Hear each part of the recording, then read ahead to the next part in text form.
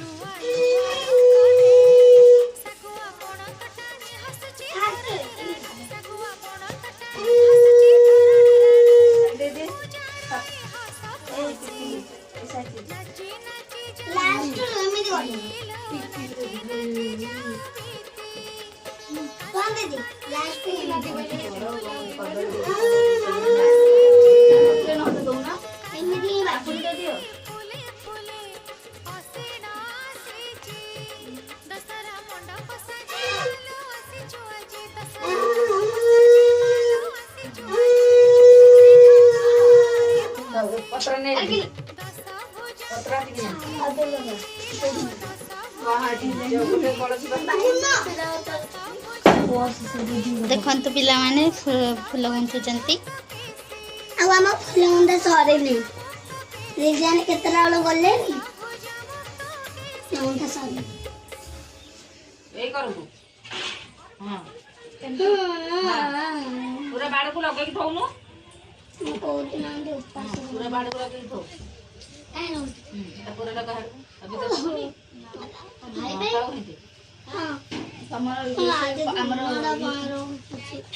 ଏଇଠି ମେନ୍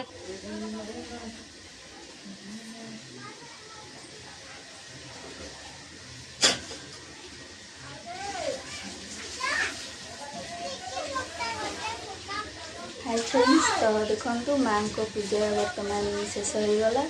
तो मुझे फ्रेंड्स रखुची आपण मैंने भी जो मैंने भी खुदुरुकुणी करूँगी मो कमेंट सेक्शन में मत जनइबे। समस्त को ऑल द बेस्ट। एवं देखो माँ को फोटो को